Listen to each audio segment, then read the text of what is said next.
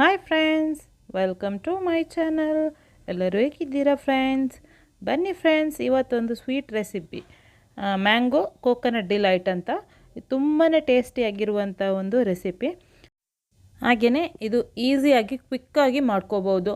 ಒಂದು 10 ನಿಮಿಷದಲ್ಲೆಲ್ಲ ಈ ರೆಸಿಪಿ ರೆಡಿಯಾಗುತ್ತೆ. ಇದಕ್ಕೆ ಮ್ಯಾಂಗೋ ಕೋಕೋನಟ್ ಬೈಟ್ಸ್ ಅಂತಲೂ ಹೇಳ್ತಾರೆ, ಆಮೇಲೆ ಡಿಲೈಟ್ಸ್ ಅಂತಲೂ ಹೇಳ್ತಾರೆ. ತುಂಬಾ ಚೆನ್ನಾಗಿರುತ್ತೆ. ನೀವು ಮನೇಲಿ ಒಂದು ಸಲ ಇದನ್ನು ಟ್ರೈ ಮಾಡಿ. ನೀವು ಫಸ್ಟ್ ಟೈಮ್ ವೀಡಿಯೋ ನೋಡ್ತಾ ಇದ್ದೀನಿ, ಪ್ಲೀಸ್ ಸಬ್ಸ್ಕ್ರೈಬ್ ಮಾಡಿ. ಪಕ್ಕದಲ್ಲಿರುವಂಥ ಬೆಲ್ ಐಕನ್ ಒತ್ತಕ್ಕೆ ಮರಿಬೇಡಿ ಫ್ರೆಂಡ್ಸ್. ಬನ್ನಿ ಡಿಲೈಟ್ ಹೆಂಗೆ ಮಾಡೋದಂತ ನೋಡೋಣ. ಮ್ಯಾಂಗೋಯಿಂದ ಇದು ಬಾದಾಮ್ ಮ್ಯಾಂಗೋನ ನಾನು ತಗೊಂಡಿದ್ದೀನಿ.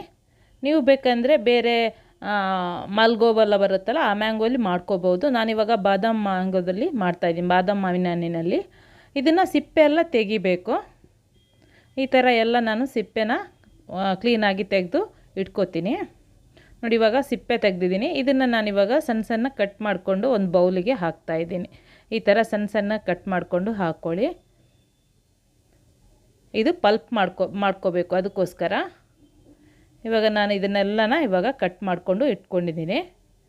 ನೋಡಿ, ಇವಾಗ ರೆಡಿ ಆಯಿತು. ಇದನ್ನೆಲ್ಲ ನಾನು ಸಿಪ್ಪೆ ತೆಗೆದಿರುವಂಥ ಹಣ್ಣಿರುತ್ತಲ್ಲ, ಅದನ್ನೆಲ್ಲ ಕಟ್ ಮಾಡಿಕೊಂಡು ಒಂದು ಬೌಲಿಗೆ ಹಾಕ್ಕೊಂಡು ಅದನ್ನು ನಾನಿವಾಗ ಮಿಕ್ಸಿ ಜಾರಿಗೆ ಹಾಕ್ಕೊಂಡು ಇದನ್ನು ಪ್ಯೂರೆ ಮಾಡ್ಕೋಬೇಕು. ಮ್ಯಾಂಗೋ ಪ್ಯೂರೆ 1 ಕಪ್ಪಷ್ಟು ಪ್ಯೂರೆ ಮಾಡ್ಕೋಬೇಕು. ಇವಾಗ ಒಂದು 3-4 ಮ್ಯಾಂಗೋ ತೊಗೊಂಡ್ರೆ ಅದು 1 ಕಪ್ಪಷ್ಟು ಪ್ಯೂರೆ ಆಗುತ್ತೆ. ಇದಕ್ಕೆ ಒಂದು ಸ್ವಲ್ಪನೂ ನೀರು ಹಾಕೋಬಾರದು, ಗಟ್ಟಿಯಾಗಿ ಗ್ರೈಂಡ್ ಮಾಡ್ಕೋಬೇಕು. ಅದನ್ನು ನಾನಿವಾಗ ಪಕ್ಕದಲ್ಲಿ ಇಟ್ಕೊಂಡಿದ್ದೀನಿ. ಇವಾಗ ಗ್ಯಾಸ್ ಆನ್ ಮಾಡ್ಕೊಂಡು ಒಂದು ಬಾಣಲಿನ ಇಡ್ತಾಯಿದ್ದೀನಿ. ಬಿಸಿ ಆದ ನಂತರ ಬಾಣಲಿ, ಇವಾಗ ಒಂದು ಕಪ್ಪಷ್ಟು ನಾನಿವಾಗ ಕಾಯಿ ತುರಿನ ತಗೊಂಡಿದ್ದೀನಿ.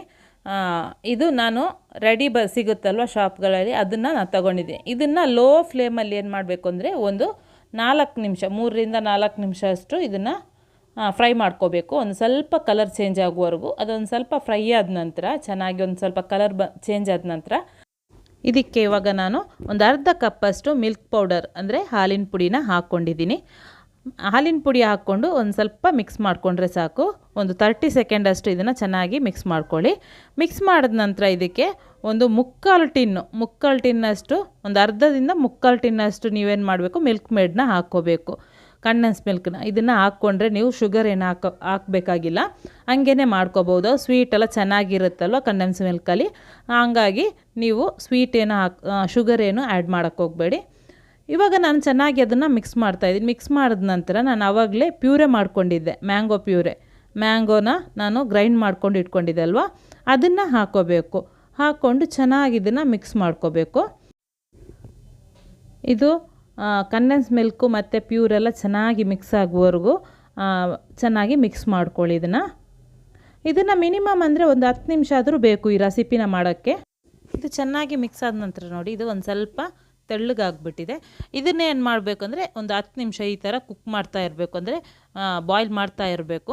ಇದು ಗಟ್ಟಿಯಾಗಬೇಕು, ಅದುವರೆಗೂ ಇದನ್ನು ಚೆನ್ನಾಗಿ ನೀವು ಬೇಯಿಸ್ಕೋಬೇಕು. ಇವಾಗ ನೋಡಿ ಸ್ವಲ್ಪ ಗಟ್ಟಿಯಾಗ್ತಾ ಬಂತು. ಒಂದು 5 ನಿಮಿಷ ಆದ ನಂತರ ನೋಡಿ ಫುಲ್ ಗಟ್ಟಿಯಾಗ್ತಾ ಬಂತು ಒಂದು ಸ್ವಲ್ಪ. ಇವಾಗ ನಾನು ಇದಕ್ಕೆ ಒಂದು 2 ಸ್ಪೂನಷ್ಟು ನಾನು ತುಪ್ಪನ ಹಾಕ್ತಾಯಿದ್ದೀನಿ. ತುಪ್ಪ ಏನಕ್ಕಂದರೆ ಒಂದು ಒಳ್ಳೆ ಅರೋಮಾ ಕೊಡುತ್ತೆ, ಇದಕ್ಕೆ ಒಂದು ಒಳ್ಳೆ ಟೇಸ್ಟ್ ಕೊಡುತ್ತೆ. ಅದಕ್ಕೋಸ್ಕರ ಒಂದು 2 ಸ್ಪೂನಷ್ಟು ನೀವು ತುಪ್ಪನ ಹಾಕ್ಕೋಬೇಕು. ಕೆಲವರು ತುಪ್ಪ ಎಲ್ಲ ಇಷ್ಟ ಆಗಲ್ಲ, ಅದರ ಸ್ಮೆಲ್ ಒಂದು ಸ್ವಲ್ಪ ಇಷ್ಟ ಆಗಲ್ಲ ಅನ್ನೋರು ಇದನ್ನು ಸ್ಕಿಪ್ ಮಾಡ್ಕೋಬೋದು. ಇದು ಒಳ್ಳೆ ಒಂದು ಅರೋಮಾ ಕೊಡುತ್ತೆ. ಆಮೇಲೆ ನಾವು ಬಾಲ್ ಮಾಡ್ತೀವಲ್ವ ಬೈಟ್ಸು, ಆವಾಗ ಏನಾಗುತ್ತೆ ಕೈಗೆಲ್ಲ ಅಂಟ್ಕೊಳ್ಳಲ್ಲ. ಅದಕ್ಕೋಸ್ಕರ ನಾನು ಒಂದು 2 ಸ್ಪೂನಷ್ಟು ನಾನು ತುಪ್ಪನ ಹಾಕ್ಕೊಂಡಿದ್ದೀನಿ. ಹಾಕ್ಕೊಂಡು ಚೆನ್ನಾಗಿ ಇದನ್ನು ಮಿಕ್ಸ್ ಮಾಡ್ಕೊಳ್ಳಿ. ಮಿಕ್ಸ್ ಮಾಡಿಕೊಂಡು ಚೆನ್ನಾಗಿ ಇವಾಗ ನಾನು ಇದಕ್ಕೆ ಒಂದು 10-12 ಏಲಕ್ಕಿನ ಏನು ಮಾಡಿದ್ದೀನಿ, ಒಂದು ಮಿಕ್ಸಿ ಜಾರಿಗೆ ಹಾಕ್ಕೊಂಡು ಒಂದು 2 ಸ್ಪೂನಷ್ಟು ಸಕ್ಕರೆ ಹಾಕ್ಕೊಂಡು ಚೆನ್ನಾಗಿ ಪೌಡ್ರ್ ಮಾಡ್ಕೊಂಡು ಇವಾಗ ಇದಕ್ಕೆ 1 ಸ್ಪೂನಷ್ಟು ನಾನಿವಾಗ ಏಲಕ್ಕಿ ಪೌಡ್ರನ್ನ ಹಾಕ್ಕೊಂಡಿದ್ದೀನಿ. ಹಾಕ್ಕೊಂಡು ಚೆನ್ನಾಗಿ ಮಿಕ್ಸ್ ಮಾಡ್ಕೋಬೇಕು. ಕರೆಕ್ಟ್ 10 ನಿಮಿಷ ಆಗಬೇಕು, ಅದುವರೆಗೂ ಇದನ್ನು ಚೆನ್ನಾಗಿ ಮಿಕ್ಸ್ ಮಾಡಿದಾಗ ಗಟ್ಟಿಯಾಗಿ ಬರುತ್ತೆ. ಗಟ್ಟಿಯಾಗಿ ಬಂದ ನಂತರ ಇದನ್ನು ಗ್ಯಾಸ್ ಆಫ್ ಮಾಡಿಕೊಂಡು ಪಕ್ಕದಲ್ಲಿ ಇಟ್ಕೊಂಡು ತಣ್ಣಗಾದ ನಂತರ ನೋಡಿ, ತಣ್ಣಗಾದ ನಂತರ ಈ ಥರ ಒಂದು ಸಲ ಅದನ್ನು ಮಿಕ್ಸ್ ಮಾಡ್ಕೋಬೇಕು. ಮಿಕ್ಸ್ ಮಾಡಿದ ನಂತರ ಇದನ್ನು ಬಾಲ್ ಥರ ಮಾಡ್ಕೋಬೇಕು. ಬಾಲ್ ಶೇಪ್ಗೆ ನೀವು ಇದನ್ನು ಮಾಡಿಕೊಂಡು ಆಮೇಲೆ ಇದು ಕೋಕೋನಟ್ ಪೌಡ್ರಿಗೆ ಹಾಕ್ಕೊಂಡು ಇದನ್ನು ಚೆನ್ನಾಗಿ ಒಂದು ಸಲ ಈ ಥರ ಮಿಕ್ಸ್ ಮಾಡಿಕೊಂಡ್ರೆ ಸಾಕು. ನೋಡಿ, ಪರ್ಫೆಕ್ಟಾಗಿರುವಂಥ ಒಂದು ಬೈಟ್ಸ್ ಅಂತಲೂ ಹೇಳ್ತಾರೆ. ಆಮೇಲೆ ಇದಕ್ಕೆ ಮ್ಯಾಂಗೋ ಕೋಕೋನಟ್ ಡಿಲೈಟ್ಸ್ ಅಂತಲೂ ಹೇಳ್ತಾರೆ. ತುಂಬಾ ಚೆನ್ನಾಗಿರುತ್ತೆ. ಈ ರೆಸಿಪಿನ ನೀವು ಒಂದು ಸಲ ಮನೇಲಿ ಟ್ರೈ ಮಾಡಿ, ತುಂಬಾ ಈಸಿಯಾಗಿದೆ. ಇದೇ ಥರ ಉಳಿದಿರುವಂಥ ಎಲ್ಲ ಬಾಲ್ನ ನಾನು ರೆಡಿ ಮಾಡ್ತಾಯಿದ್ದೀನಿ, ಬಾಲ್ಸನ್ನ. ಇವಾಗ ಅದಕ್ಕೆ ನಾನು ಈ ಥರನೇ ಕೋಕೋನಟ್ ಪೌಡ್ರನ್ನ ಹಾಕ್ಕೊಂಡು ಚೆನ್ನಾಗಿ ನೋಡಿ ಈ ಥರ ಮಿಕ್ಸ್ ಮಾಡಿಕೊಂಡು ನಾನಿವಾಗ ಸರ್ವ್ ಪ್ಲೇಟಿಗೆ ನಾನು ಇಡ್ತಾಯಿದ್ದೀನಿ. ತುಂಬಾ ಟೇಸ್ಟಿಯಾಗಿ ನೀವು ಸಿಂಪಲ್ಲಾಗಿ ಮನೆಯಲ್ಲಿ ರೆಡಿ ಮಾಡ್ಕೋಬೋದು. ಇದ್ರ ಮೇಲ್ಗಡೆ ಚಾಪ್ ಮಾಡಿರುವಂತಹ ಪಿಸ್ತಾನ ಹಾಕ್ಕೊಂಡಿದ್ದೀನಿ, ಸಣ್ಣಗೆ ಕಟ್ ಮಾಡಿಕೊಂಡು ಹಾಕ್ಕೋಬೇಕು. ತುಂಬಾ ಚೆನ್ನಾಗಿರುತ್ತೆ. ಇವತ್ತಿನ ರೆಸಿಪಿ ನಿಮಗೆಲ್ಲರಿಗೂ ಇಷ್ಟ ಆಯಿತು ಅಂತ ಅನ್ಕೋತೀನಿ. ಆಮೇಲೆ ಈ ರೆಸಿಪಿ ಕೂಡ ತುಂಬಾ ಈಸಿಯಾಗಿ ನೀವು ಮಾಡ್ಕೋಬೋದು. ಒಂದು 10 ನಿಮಿಷದಲ್ಲೆಲ್ಲ ರೆಡಿ ಆಗುತ್ತೆ. ತುಂಬಾ ಚೆನ್ನಾಗಿರುವಂಥ ಒಂದು ರೆಸಿಪಿ. ಆಮೇಲೆ ಇವಾಗ ಸ್ಕೂಲೆಲ್ಲ ರೀಓಪನ್ ಆಗ್ತಾ ಇದೆಯಲ್ಲ, ಮಕ್ಕಳಿಗೆ ಟಿಫಿನಿಗೆ ಏನಾದರೂ ಸ್ನ್ಯಾಕ್ಸ್ ಹಾಕ್ಕೊಡ್ಬೇಕಲ್ಲ, ಅದಕ್ಕೂ ಇದು ತುಂಬಾ ಚೆನ್ನಾಗಿರುತ್ತೆ. ಈ ರೆಸಿಪಿನ ನೀವು ಒಂದು 1 ವೀಕಲ್ಲ ನೀವು ಫ್ರಿಜ್ಜಲ್ಲಿಟ್ಟು ನೀವು ಇದನ್ನು ಫ್ರಿಸರ್ವ್ ಮಾಡ್ಕೋಬೋದು. ತುಂಬಾ ಚೆನ್ನಾಗಿರುವಂಥ ಒಂದು ಸಿಂಪಲ್ ಆಗಿರುವಂಥ ರೆಸಿಪಿ. ಇವತ್ತಿನ ವಿಡಿಯೋ ನಿಮಗೆ ಇಷ್ಟ ಆಯಿತು ಅಂತ ಅನ್ಕೋತೀನಿ. ಈ ವಿಡಿಯೋಗೆ ಒಂದು ಲೈಕ್ ಕೊಡೋಕ್ಕಂತ ಮರಿಬೇಡ್ರಿ ಫ್ರೆಂಡ್ಸ್. ಹಾಗೆಯೇ ಹೆಂಗಾಯಿತು ಅಂತ ನನಗೆ ಕಮೆಂಟಲ್ಲಿ ಕಮೆಂಟ್ ಮಾಡಿ. ನೆಕ್ಸ್ಟ್ ಹೊಸ ರೆಸಿಪಿಯೊಂದಿಗೆ ಬರ್ತೀನಿ. ಬಾಯ್.